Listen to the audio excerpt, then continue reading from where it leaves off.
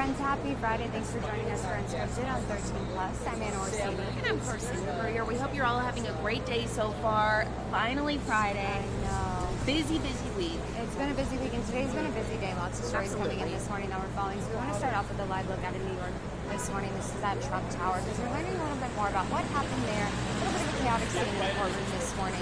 We learned that Donald Trump stormed out of court during the closing arguments in the case. Now, again, seems like a pretty hectic morning there in the courtroom, according to the Associated Press. The walkout occurred just after the judge threatened to send her to talk when she told her that she was finished. Now, the jury is not deciding guilt or innocence in this case. That's already been determined, but the amount of damages that Trump is going to face. Trump testified for about 3 minutes yesterday.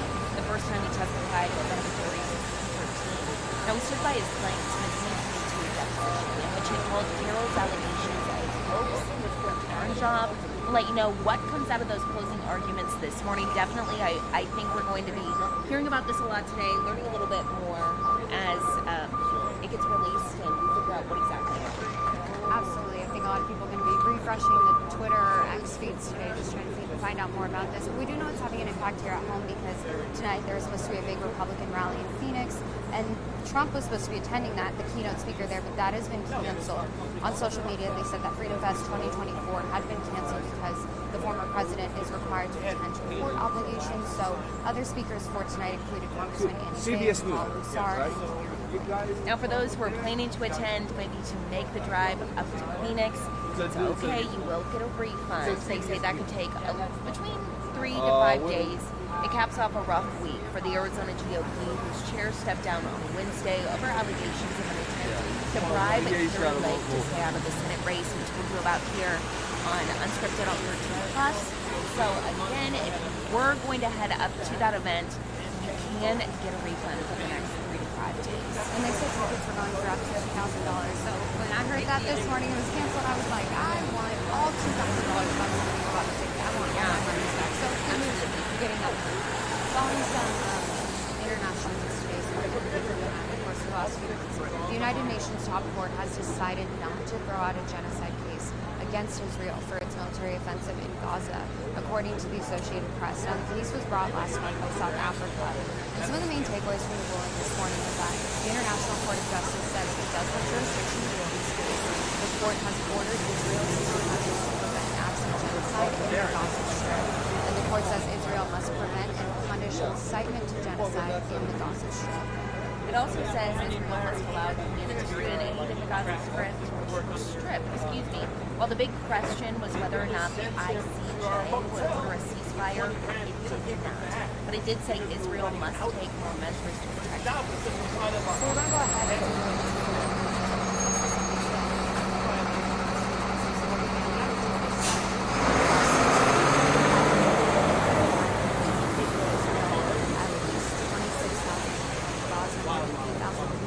are still missing, and more than 64,000 are injured. Even though that this includes 26,000 who were killed, that does include at least 10,000 kids. So again, just kind of some developing news there coming out of the International Court this morning. And of course, we'll keep an eye on this, let you know anything else that happens in this case.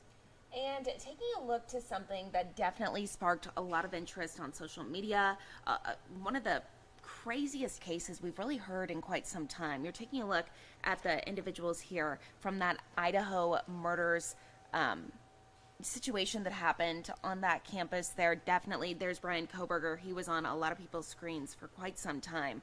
Today, 2 hearings in the state of Idaho versus Bryan Kohberger, the man accused of murdering 4 college students at the University of Idaho in 2022. That will be happening. Both hearings will focus on his attempts to dismiss the charges against him. Now, this is the second time Kohberger has tried to get these charges thrown out. And we know the first hearing will take place here in just a few hours at 11 this morning. It's a motion to dismiss the indictment of the grounds of a biased jury, inadmissible evidence, lack of sufficient evidence, and prosecutorial misconduct. The second hearing this afternoon will address a motion from the defense asking the judge to reconsider his previous refusal to dismiss that indictment for inaccurate instructions to the grand jury. That one will be open to the public. And then following the hearings, the judge has scheduled a conference to set a date for the trial. So if those indictments obviously are not dismissed, then we could be looking at a potential trial date set for today. The prosecution is pushing for a summer trial date. They want this to happen as soon as possible, and the families have said the same thing, that they want to see this go to trial. They want their, some of their kids' belongings are still in evidence. They want those back, and then the trial's expected to last 6 weeks. So we don't know the date for it yet. Of course, we'll let you know if they do decide on a trial date and what happens. But obviously, a case that weighs very heavily on a lot of people. I think you think about going to college. It's so, you have all the freedom, fun, and there were so many kids in the house, and just to think that that could happen. Absolutely.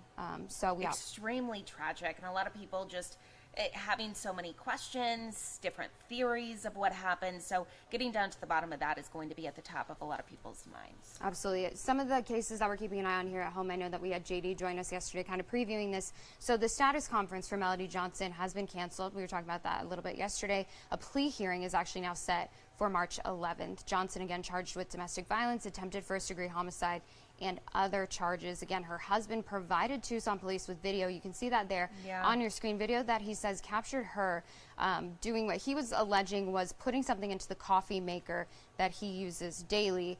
Again, JD was here yesterday, kind of previewed this case, and it's obviously a big case that a lot of people are talking about. The defense, though, says that Johnson did not intend to kill her husband. They were going through a divorce at the time. So, again, this has been rescheduled for a plea hearing. That's now set for March 11th. So, going to be a bit before we get any updates in this case. Something else we're keeping our eye on, a court hearing set for the man, set for Eric Ridnour, the man who set 2 churches on fire, allegedly in Douglas. Our very own JD also broke this down for us yesterday on Unscripted on 13 Plus. After a mental evaluation and status conference, Ridnour was ruled competent to stand trial, but with some conditions. We spoke about that yesterday. He cannot talk about talking with God or use the Bible as a defense. JD was kind of breaking down how, of course, he wants to represent himself. And when he was kind of talking to the judge, he said, well, the only person I need on my side is God. Now he's being told that he cannot say things like that. So a lot of questions this morning as to whether or not there would be a mistrial if he did say anything like that. Ridnour is, of course, the man accused of burning down 2 Douglas churches in May of last year. Prosecutors say he was opposed to women and gay people holding leadership roles in churches. This hearing will be at 3 this afternoon. Of course, we'll update you both on air and online about what comes out of that hearing.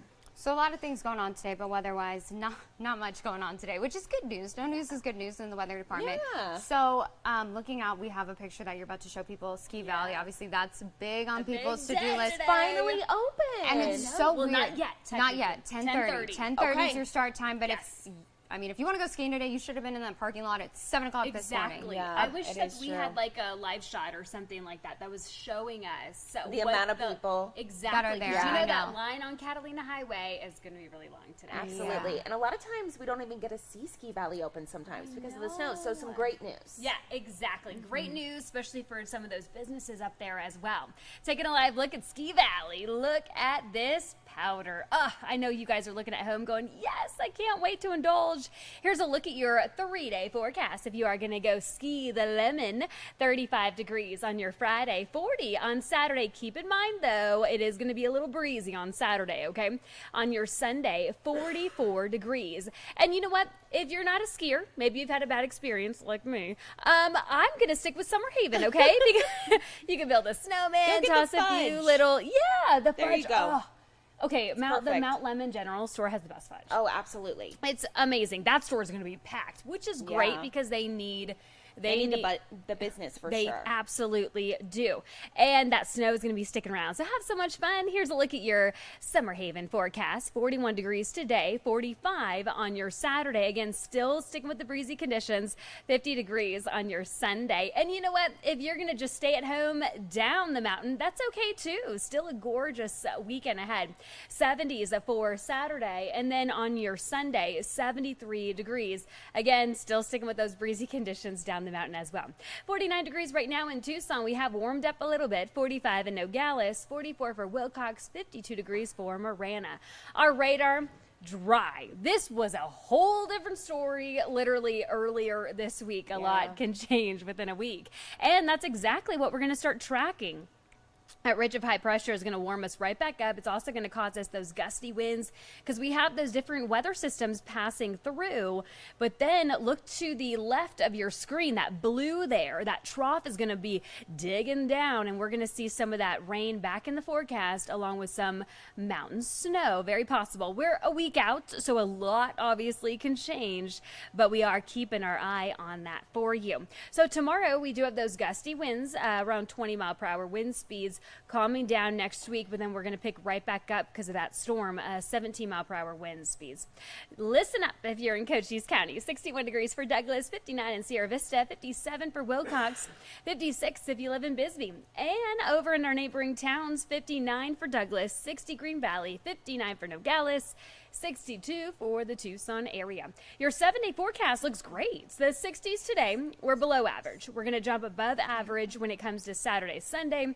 I know we don't like to talk about Monday because especially this weekend's going to be gorgeous, but the 70s are going to be with us, so that's I will good. take I it. can Look talk at that about Monday week. if it's 75. It's going to be awesome. And Wednesday, 77. Wednesday, I mean, 77. Wednesday, I think, is my Sign me favorite. up. Me I too. know. But not a bad forecast at all. I mean, No. January. I That's mean, what you want to see. This is Tucson, right? I We were dealing know. with the snow, the rain, the cold temperatures. It was Look gloomy. what a week does. I know, exactly.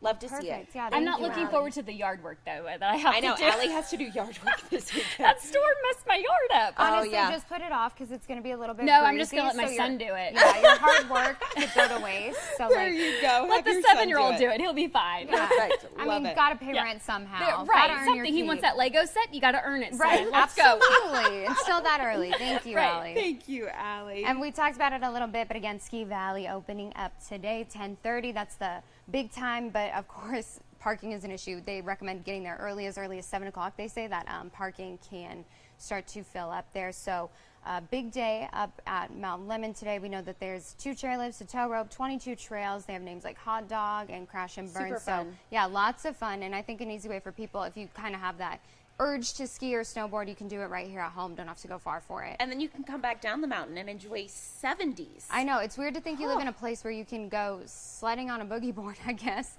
during the day and then come back down and be enjoying, 60, 70 degree temperatures at night. So That's why we love it here. that is why we love it here. Be safe if you are heading up there today, if you're up there already, and have a great time.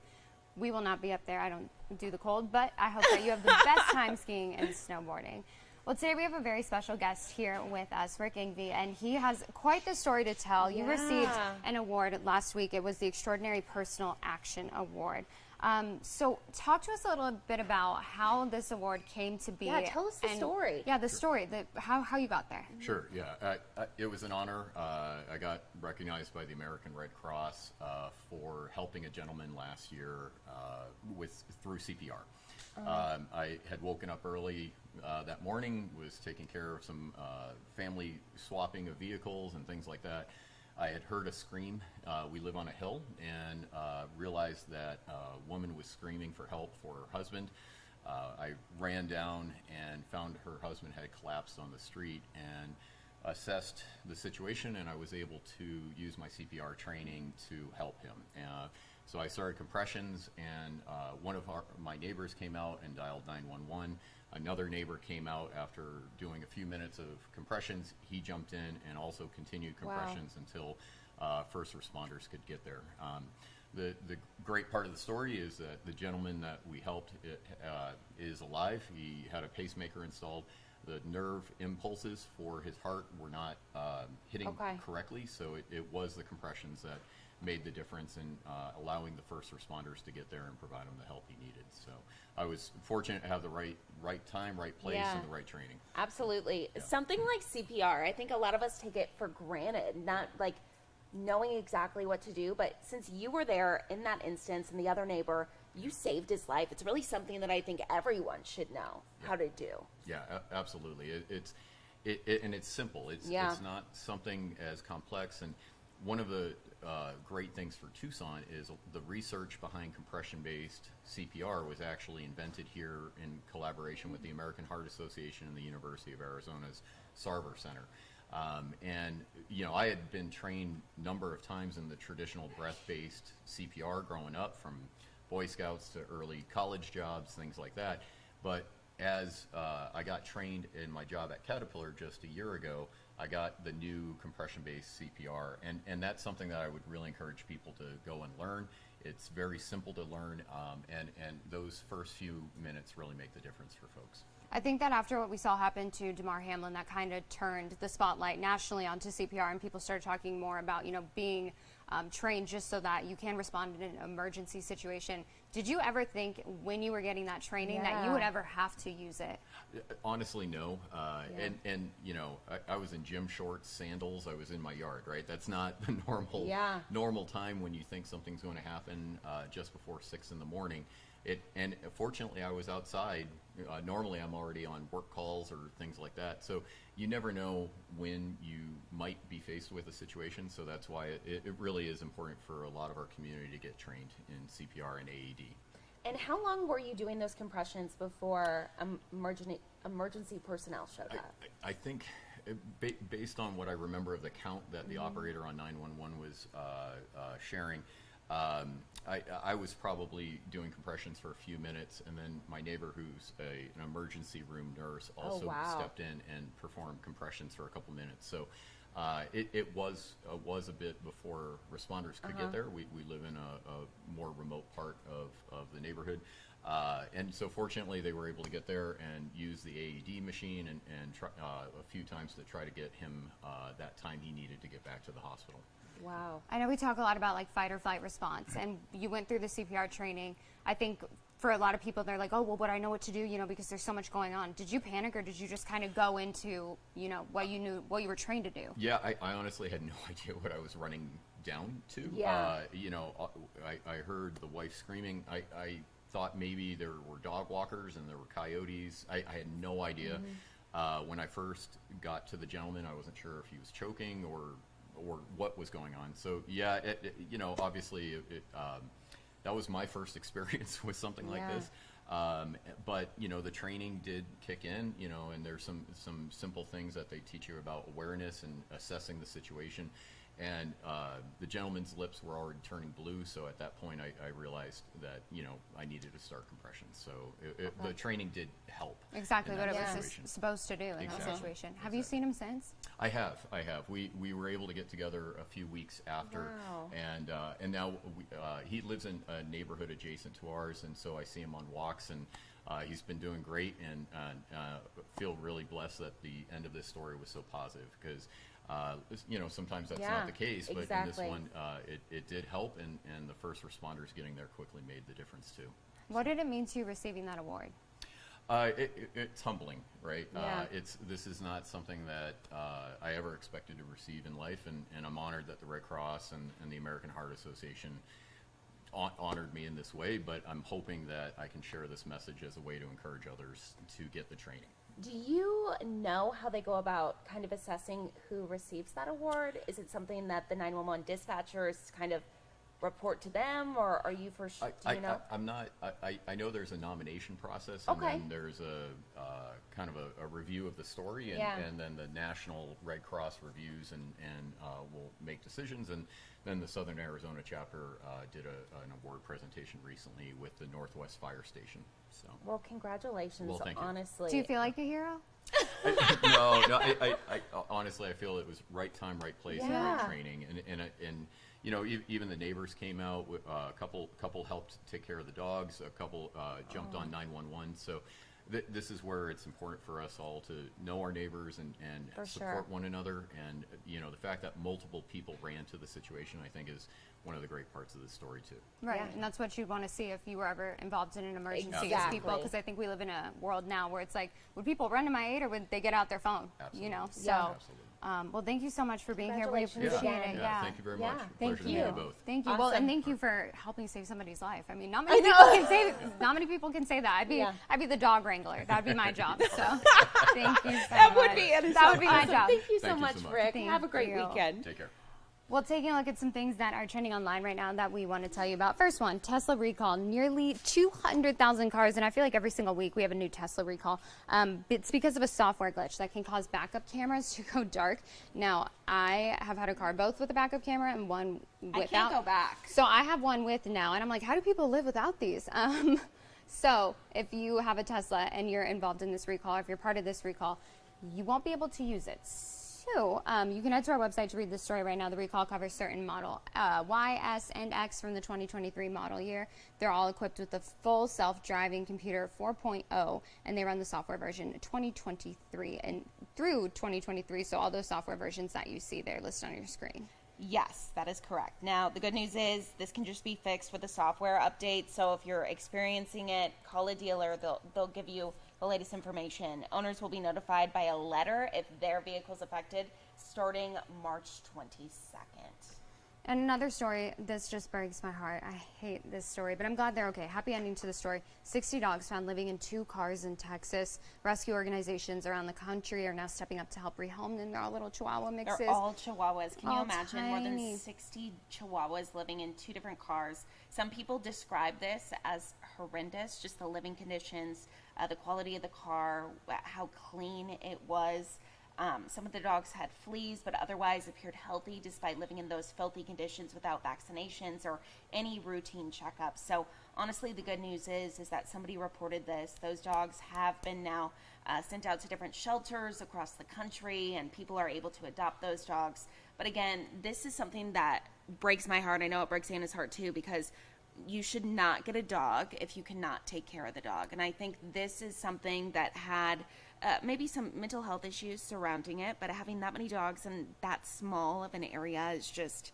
Well, and I can say this too because I've lived in Texas. I actually rescued my dog Harley when I was living in Texas, going to school at Texas A&M. It's a huge problem that they have. Animal hoarding, we see it everywhere. My dog came from an animal hoarding situation. That's what this is when you have Harley 63 did. dogs.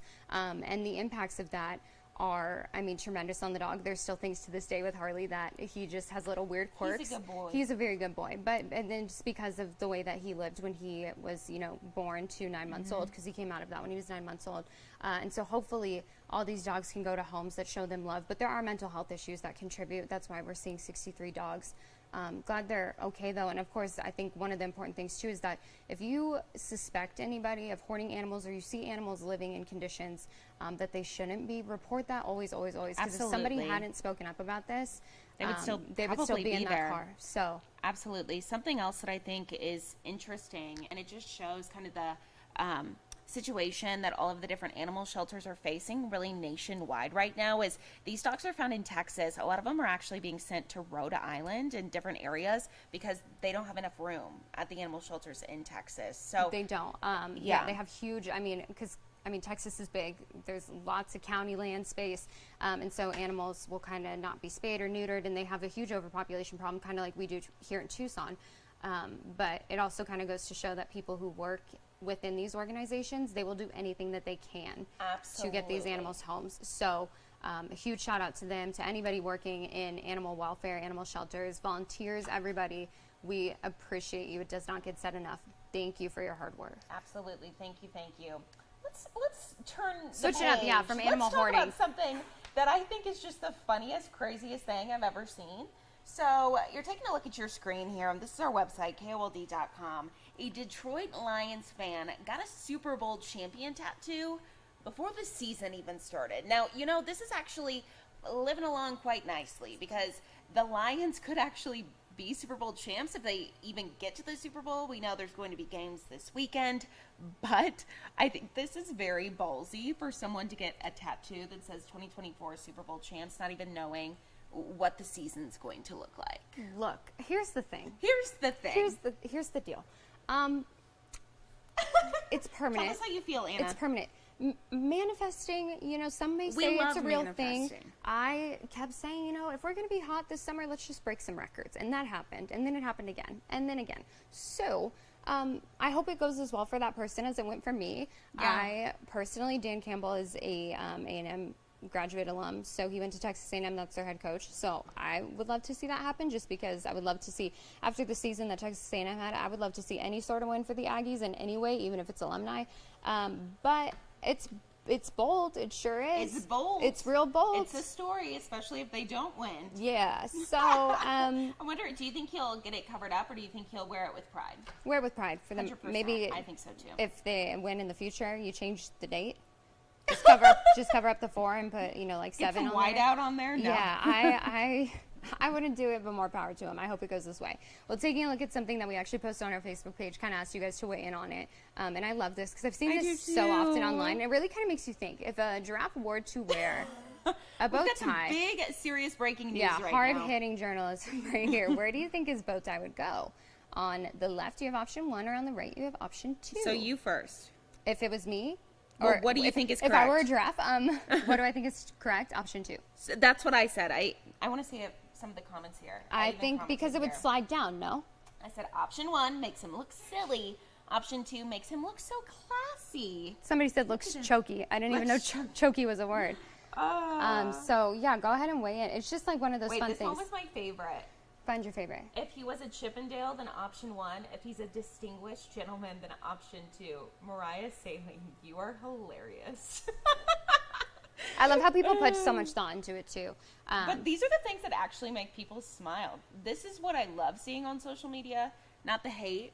I want Right. to talk about the giraffes I know, and their bow ties. And like I think just like some of the creativity when people come up with theories, like they'll write, an explanation for why they're right or wrong. And truthfully, there is no right or wrong option. The wrong Exactly. option in this situation is putting a bow tie on a giraffe. That's the wrong option. I think we all agree on that. Just let them live. Let them enjoy live their their time lives. at the Reed Park Zoo. But yeah, weigh in. Let us know what you think. I think, option. I'm going option Now 2. I'm just picturing option 2 giraffe in a full like button-up suit shirt. Why aren't with they kind of wearing the slacks. suit? I mean, they have such pretty spots on them. Sure. Sure. They're wearing a suit. He can wear what he wants. But option 2, that's our final answer. So yeah, weigh in on our Facebook page. Let us know what you think. Just a fun thing to do on your Friday.